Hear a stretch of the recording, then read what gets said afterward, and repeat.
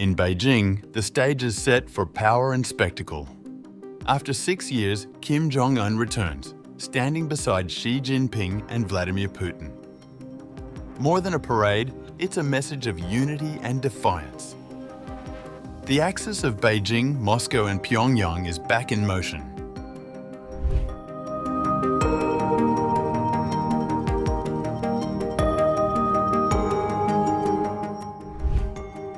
North Korean leader Kim Jong Un is set to make his first visit to China in 6 years, joining Chinese President Xi Jinping, Russian President Vladimir Putin, and more than 20 other world leaders at a military parade in Beijing on September 3rd. The event will mark the 80th anniversary of the end of World War II in Asia, commemorating what China calls its victory in the People's War of Resistance against Japanese aggression. Kim's appearance in Beijing will be his first at a large international gathering of heads of state. His last known visit to China was in 2019, after a period of frequent summits with Xi Jinping. Since then, North Korea has deepened ties with Russia, signing a mutual defense pact with the Kremlin and sending troops to support Moscow in its war in Ukraine. Analysts say the Beijing visit underscores a shift back toward balancing relations with both Moscow and Beijing. John Delury, a Seoul-based fellow at the Asia Society, said the trip represents a mending of fences between China and North Korea, putting the relationship on a steadier footing. This is a major mending of the fence, I would say, between China and North Korea.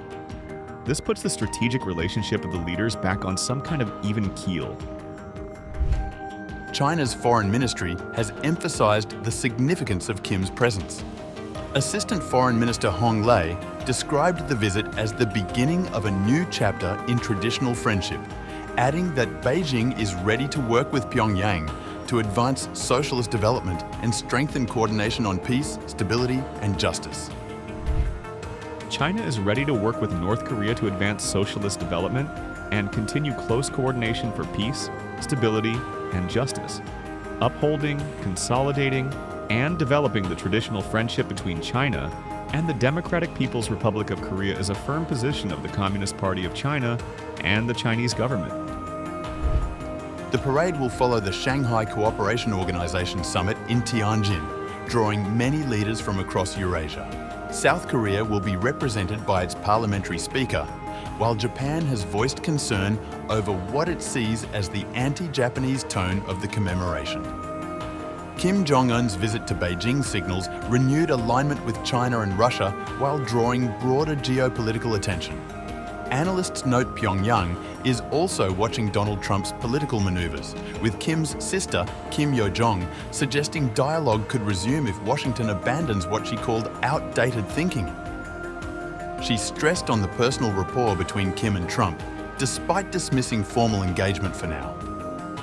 South Korea's National Security Advisor, Wee Sung-lak, advised keeping expectations low, but acknowledged the significance of Kim's trip.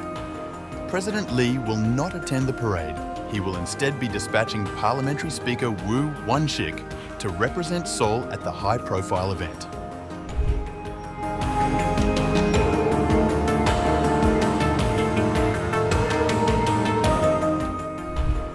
Beijing is preparing to host a major military parade on September 3rd to mark the 80th anniversary of Japan's surrender in World War II, with leaders from more than 20 countries expected to attend.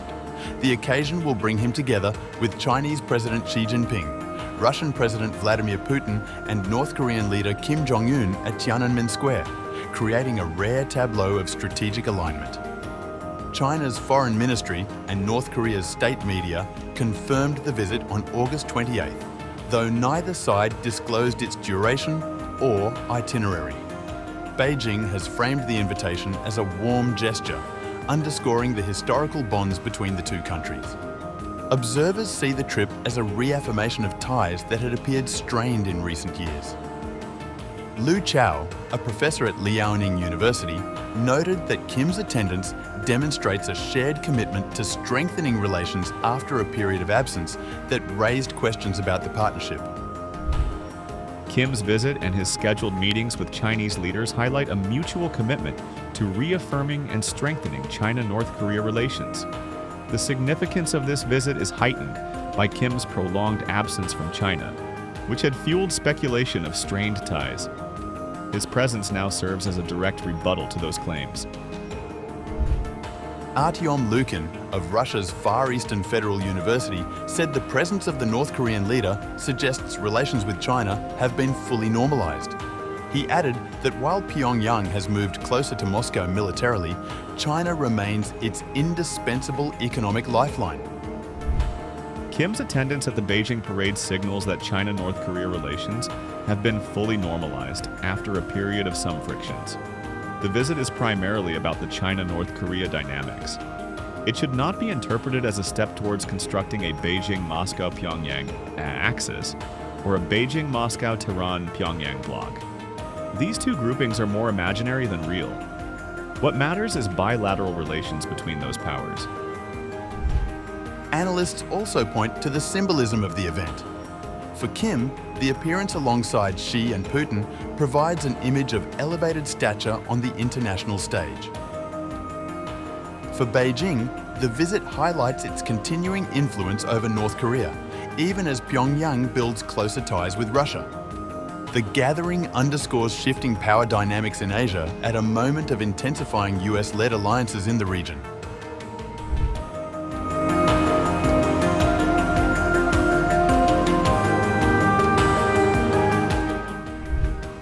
Kim Jong Un's presence at the parade highlights North Korea's growing reliance on Russia for military cooperation and China for economic ties.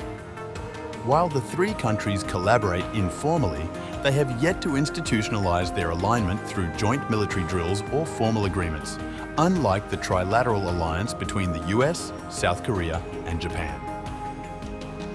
Do Jin-ho, a senior researcher at the Korea Research Institute for National Strategy, told South Korea's Kyongyang Shinmun that Kim Jong Un's presence at the parade signals the formation of a new Cold War structure.